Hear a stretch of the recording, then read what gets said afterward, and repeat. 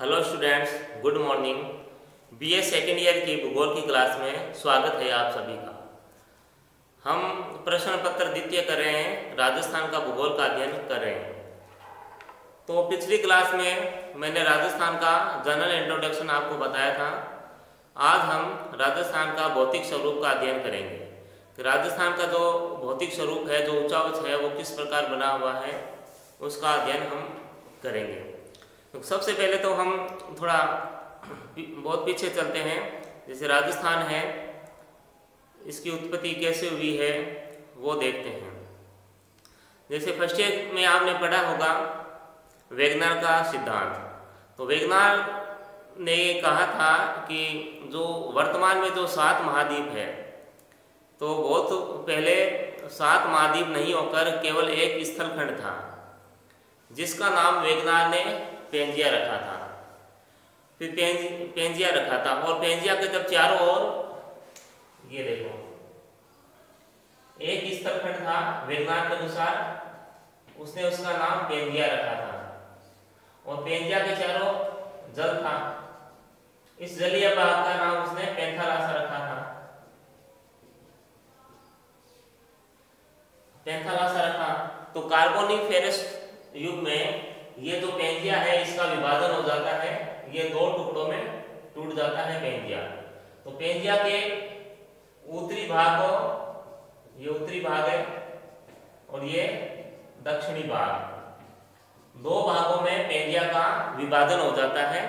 तो उत्तरी भाग को तो कहते हैं अंगारा लैंड या लोरेंसिया,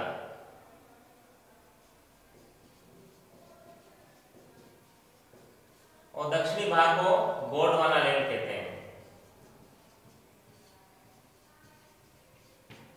तो यहां तक ठीक है, और यहां तक पढ़ा हुआ ही है वेगनर की थ्योरी में आपने। देखो उसके बाद क्या होता है, तो जो गोंडवाना लैंड होते हैं, इसमें दक्षिणी अमेरिका, अफ्रीका, अंटार्कटिका, ऑस्ट्रेलिया, ये देश गोंडवाना लैंड में शामिल होते हैं। फिर जो दक्षिणी भाग है इसका, वो उत्तर की ओर प्रवाहित होता है, खासकर जो भारत वाला था। भारत क्या होता है, अफ्रीका से जुड़ा होता है। भारत का मतलब है, भारत का जो प्रायद्वीपीय भाग है, जो दक्षिणी भारत है, वो अफ्रीका महाद्वीप से जुड़ा होता है, और प्रायद्वीपीय भाग अफ्रीका महाद्वीप से टूटकर अलग हो जाता है। अलग होकर जो प्रायद्वीपीय भारत है, जो गोंडवाना लैंड है, जो गोंडवाना लैंड का भाग है, वो उत्तर की ओर प्रवाहित होता है। जब उत्तर की ओर प्रवाहित होता है, तब वो यूरेशियन प्लेट के टक्कर मारता है। बीच में क्या होती है, जैसे ये पेंजिया अलग हो गया था, तो बीच में इनके टेथी सागर होता है। टेथी सागर, अंगारा लैंड और गोंडवाना लैंड के बीच में टेथी सागर होता है। अब जो प्रायद्वीपीय भारत है, ये अफ्रीका से अलग हुआ है। प्रायद्वीपीय भारत ये अफ्रीका महाद्वीप से अलग हुआ और उत्तर की ओर प्रवाहित होने लग गया। प्रवाहित हुआ तो इसने क्या किया, यूरेशियन प्लेट को टक्कर मारी, जिससे हिमालय का उत्थान हुआ, और टेथी सागर उस समय समाप्त हो गया था। ठीक, क्योंकि टेथी सागर की में भूसंधि है, उससे हिमालय की उत्पत्ति हुई थी। तो प्रायद्वीपीय जो भारत है, ये भारत की सबसे प्राचीनतम संरचना है। तो इसमें जो अरावली पर्वत प्रदेश है, राजस्थान का जो अरावली पर्वतीय क्षेत्र है, वो गोंडवाना लैंड का भाग है। उसके बाद जो हाड़ौती प्रदेश है, जो मैप में दिखा रखा है, ये अरावली पर्वत प्रदेश और ये हाड़ौती, ये दोनों ही गोंडवाना लैंड का भाग है।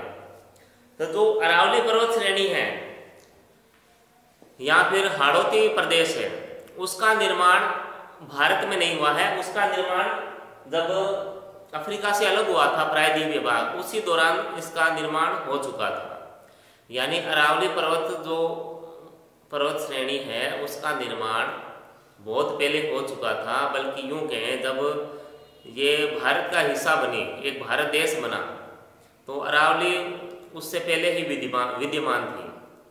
तो अरावली और हाड़ौती प्रदेश है, इसका जो निर्माण है वो गोंडवाना लैंड से हुआ है। और उसके बाद देखो पश्चिमी रेतीला मैदान और जो पूर्वी मैदान है, इनका जो निर्माण है वो टेथी सागर से हुआ है। अरावली और हाड़ौती देखो ये है गोंडवाना लैंड के बाद दोनों।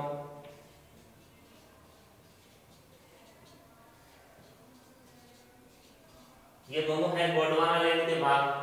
और पश्चिमी रेतीला मैदान और पूर्वी मैदान है ये टेथी सागर के बाद। टेथी सागर के ये भाग है, क्योंकि जब इंडो ऑस्ट्रेलियन प्लेट या इंडियन प्लेट ने जब यूरेशियन प्लेट को टक्कर मारी, तब यहाँ पर गर्त बन गए थे, खड्डे बन गए थे। तो वो जो गर्त है, जो खड्डे हैं, वो नदियों द्वारा भरे गए थे। तो ये इसलिए इनका मैदान का निर्माण हुआ है। तो ये तो थी देखो राजस्थान की भौतिक संरचना किस तरह से बनी है। यानी राजस्थान की जो भौतिक संरचना है वो प्राचीनतम यानी गोंडवाना लैंड है जो प्राचीन भाग है, प्राचीन से लेकर नवीनतम भाग है। यहाँ जैसे नवीनतम भाग कौन सा है, पूर्वी मैदान है, ये नवीनतम भाग है, क्योंकि इसका निर्माण जो गंगा नदी है, इसकी जो गंगा नदी का जो तंत्र है पूरा, उसके द्वारा इसका निर्माण हुआ है, नदियों द्वारा लाई गई मिट्टियों से। तो पूर्वी जो मैदान है वो नवीन संरचना है। तो ये है राजस्थान का स्ट्रक्चर है, मतलब किस तरह राजस्थान की उत्पत्ति हुई है, किस तरह से ये बना है। तो राजस्थान को देखो 4 भौतिक प्रदेशों में बांटा गया है। 4 भौतिक प्रदेश।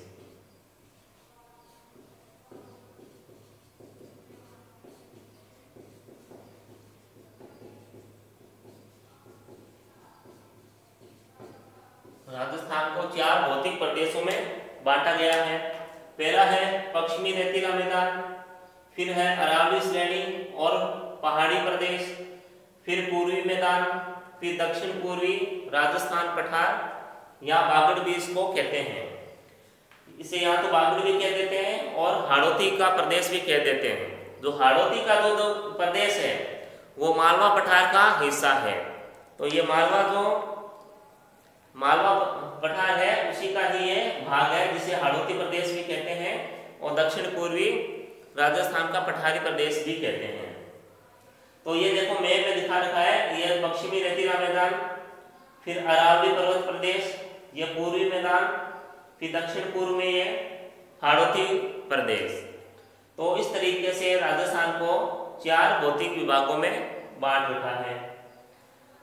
आज हम बात करेंगे पहले पश्चिमी रेतीले मैदान की।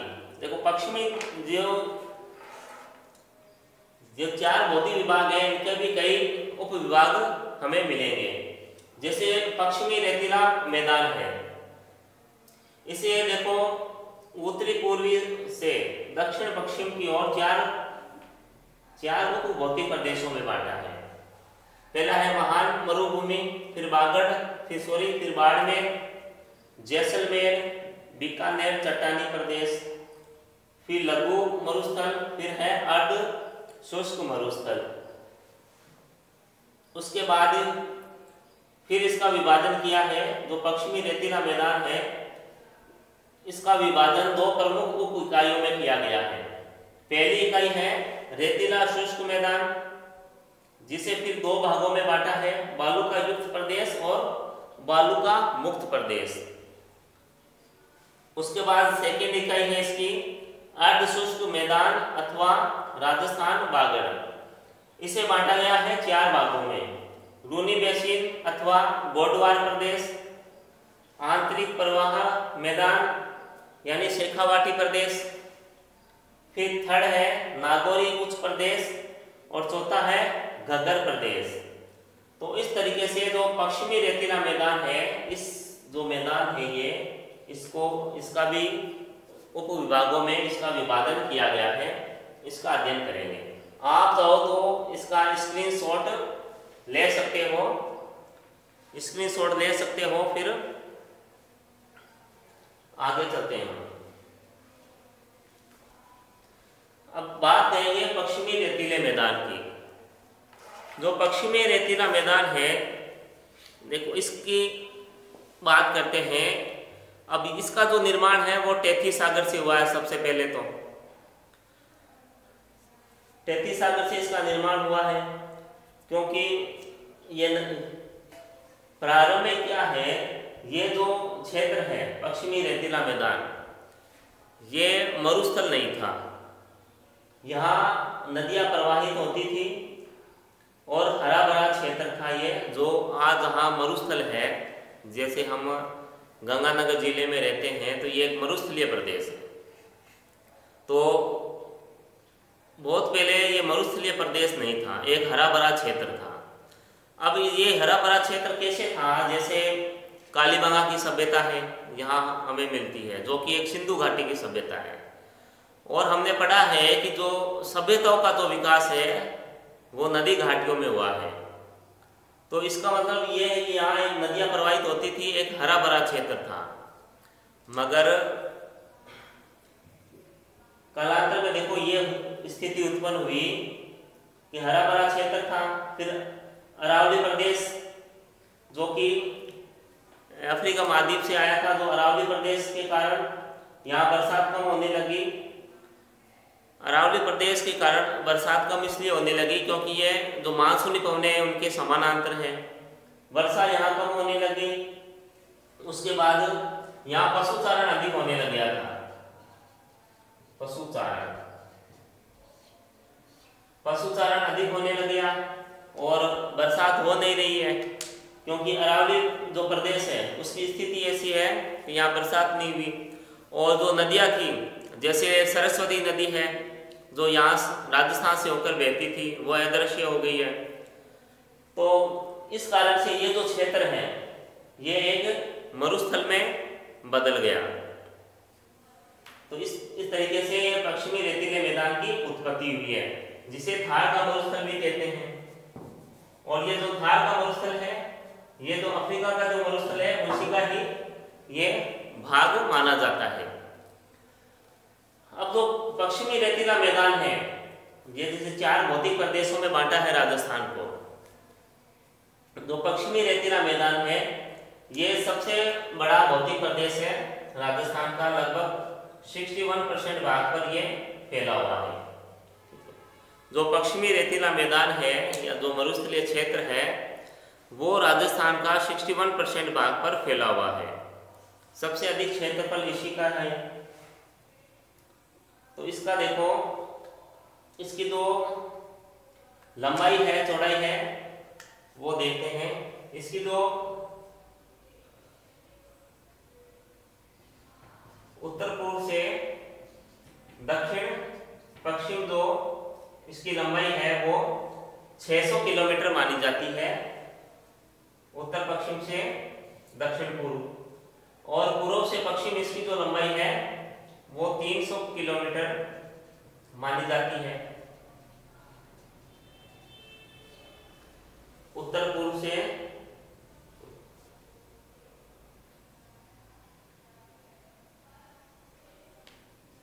तो उत्तर पूर्व है, उत्तर पूर्व से दक्षिण पश्चिम इसकी जो लंबाई है वो 600 किलोमीटर मानी जाती है। और पूर्व से पश्चिम की ओर इसकी जो चौड़ाई है वो 300 किलोमीटर मानी जाती है। और इस जो पूरे भाग का जो क्षेत्रफल है वो 1,75,000 वर्ग किलोमीटर है। 1,75,000 वर्ग किलोमीटर इसका ये क्षेत्र है पश्चिमी रेतीले मैदान का। और तो 50 सेंटीमीटर जो रेखा है वो इसे 2 भागों में बांटती है। जो अरावली प्रदेश है, एक तो देखो अरावली प्रदेश है, ये एक हरा भरा प्रदेश है। यहाँ से अरावली प्रदेश का जो पश्चिमी और उत्तर पश्चिमी जो क्षेत्र है वो थार का मरुस्थल यहाँ पश्चिमी रेतीला मैदान कहलाता है। जो अरावली पर्वत के पूर्व की की ओर जो क्षेत्र है वो हरा भरा क्षेत्र है, बरसात भी बहुत अधिक होती है। मगर ये जो क्षेत्र है ये एक रेतीला क्षेत्र है। तो अरावली भी जो राजस्थान को दो बराबर भागों में बांटती है, ठीक है, दो बराबर भागों में अरावली भी बांटती है। उसके बाद देखो जो वर्षा रेखा है 50 सेंटीमीटर जो वर्षा रेखा है वो भी इसे दो भागों में बांटती है। तो अब जैसे पश्चिमी रेतीला मरुस्थल है तो इसमें भी क्या दो भाग है, जैसे ये जैसलमेर और बाड़मेर का जो क्षेत्र है वो शुष्क मरुस्थलीय क्षेत्र है। इसके बाद का ये जो क्षेत्र है ये अर्ध शुष्क मरुस्थलीय क्षेत्र है, यानी इस रेतीले मैदान को भी कई भागों में बांटा जाता है। जैसे मरुस्थल की परिभाषा दी जाती है कि जहां पर 25 सेंटीमीटर से कम वर्षा होती है उसे मरुस्थलीय क्षेत्र माना जाता है, क्योंकि वर्षा इतनी कम होती है कि वहाँ वनस्पति पनप नहीं पाती और गर्मी अधिक होती है। तो 50 सेंटीमीटर से कम वर्षा जो क्षेत्र है वो मरुस्थलीय क्षेत्र कहलाता है, क्योंकि ये जो शुष्क मरुस्थलीय क्षेत्र है यहाँ पर 10 सेंटीमीटर से भी कम वर्षा होती है, बहुत ही कम वर्षा होती है। तो 50 सेंटीमीटर वर्षा है तो राजस्थान को दो भागों में बांटती है। मगर एक 40 सेंटीमीटर की वर्षा रेखा है, 40 सेंटीमीटर, वो राजस्थान को दो समान भागों में बांटती है। दो समान का भाग मतलब ये हो गया, ये देखो 61% है, ठीक है, तो ये 61% हो गया। तो मान लो ये 60% मान लो, ये 40% मान लो, तो 10% ये अधिक हो गया, सॉरी 20% अधिक हो गया। लेकिन जो 40 सेंटीमीटर जो वर्षा रेखा है वो राजस्थान को दो बराबर भागों में बांटती है, 50% ये भाग और 50% ये भाग, यानी दो समान भागों में बांटती है। वो है 40 सेंटीमीटर की वर्षा रेखा। और जो 50 सेंटीमीटर रेखा है वो राजस्थान को दो भागों में बांटती है वर्षा के आधार पर। और ये जो अरावली प्रदेश है ये भी इसका दो भागों में विभाजन करती है, ठीक है। ये है पश्चिमी रेतीला मैदान। अब देखो उत्तर पूर्व से दक्षिण पश्चिम की ओर इसके भी चार भौतिक विभाजन किए गए हैं। पहला भौतिक विभाजन है महान मरुभूमि, ठीक है, महान मरुभूमि। महान मरुभूमि में देखो जो महान मरुभूमि है वो बालू का स्तूपों से ढकी है और भारत पाक सीमा के सहारे कच्छ की खाड़ी से पंजाब तक विस्तृत है। अब ये जो है वो बालू का स्तूप होते हैं। बालू का स्तूप को क्या होते हैं, अपनी स्थानीय भाषा में जिसे धोरे कहते हैं हम, धोरे, टिब्बे या टिल्ले, ये बालू का स्तूप कहते हैं इनको। तो यहाँ बालू का स्तूप अधिक है। और दूसरी इसकी जो सीमा है ये देखो पंजाब से लेकर ये जो कच्छ का रंग है यहाँ गुजरात, यहाँ दक्षिण में गुजरात है, तो यहाँ इसका विस्तार है कच्छ के गुजरात से और पंजाब तक। उसके बाद इससे बॉर्डर लगता है अपना पाकिस्तान के साथ बॉर्डर भी लगता है, अंतर्राष्ट्रीय सीमा लगती है जिसका नाम रेड क्लिफ रेखा है। 1070 किलोमीटर इसकी लंबाई है। फिर है सेकेंड पॉइंट है इसका बाड़मेर, जैसलमेर और बीकानेर चट्टानी प्रदेश। महान मरुभूमि के पूर्व में यह प्रदेश स्थित है। यह मरुभूमि अब मरुभूमि है क्योंकि यह पूर्णतः शुष्क है। इसके पूर्व में इस तरफ ये जो क्षेत्र है ये स्थित है। जो बालू का स्तूपों से सर्वदा मुक्त है। अब जैसे यहाँ लिखा है मैंने बालू का स्तूप, यहाँ बालू का युक्त प्रदेश या बालू का मुक्त प्रदेश। अब कुछ जो क्षेत्र है रेगिस्तान में जो थार के मरुस्थल में वो बालू का युक्त है और कुछ जो क्षेत्र है वो बालू का मुक्त है वो क्षेत्र। उसके बाद है लघु मरुस्थल। यह प्रदेश चट्टानी प्रदेश के पूर्व में कच्छ की खाड़ी से प्रारंभ होकर बीकानेर के उत्तर में महान मरुभूमि तक विस्तृत है। अब जो लघु प्रदेश है, लघु मरुस्थल है, इसका विस्तार है कच्छ की खाड़ी से लेकर बीकानेर के उत्तर तक है, जिसे लघु मरुस्थल कहते हैं। फिर चौथा पॉइंट है इसका अर्ध शुष्क प्रदेश। यह प्रदेश लूनी नदी के जल प्रवाह क्रम क्षेत्र में विस्तृत है। लूनी नदी जो पश्चिमी राजस्थान है उसकी जो प्रमुख नदी है वो लूनी नदी है, जो अजमेर से इसका उद्गम होता है। तो लूनी जो नदी है वो क्या है, वो अंतःप्रवाही नदी है। जैसे आंतरिक प्रवाह का मैदान आगे, तो इस तरीके से कई ऐसी छोटी मगर महत्वपूर्ण बहुत सी ऐसी बातें हैं जो जिनका हमें अध्ययन करना है और वो जाननी बहुत आवश्यक है हमारे लिए। अर्ध शुष्क प्रदेश के उत्तरी भाग में डीडवाना, सांबर तथा अन्य खारी जिले हैं। अब राजस्थान जो पश्चिमी राजस्थान है यहाँ खारी झीलें मिलती है हमें, और जो खारी जिले हैं वो 33 सागर के अवशेष मानी जाती है। जैसे सांबर झील है, डीडवाना झील है, ये जो बीकानेर में जैसे लुणकरसर झील है, ये खारी जल की झीलें हैं और जो कि 33 सागर के अवशेष ये मानी जाती हैं। उसके बाद जो पश्चिमी रेतीला मैदान है उसका जो 60% भाग है वो बालूका स्तूपों से आच्छादित है। बालूका स्तूपों की संख्या बहुत अधिक है। बालूका स्तूप का बताया आपको, धोरे या टीले या टिब्बे कहते हैं इनको। अब रेतीला शुष्क मैदान, बालूका युक्त प्रदेश। अब रेतीला शुष्क मैदान में देखो जो बालूका स्तूप होते हैं वो भी अलग अलग आकार के होते हैं, तो उनका भी अलग अलग वर्गीकरण किया गया है। जैसे पवनानुवर्ती बालूका स्तूप, बरखान अथवा अर्धचंद्राकार बालूका स्तूप और अनुप्रस्थ बालूका स्तूप।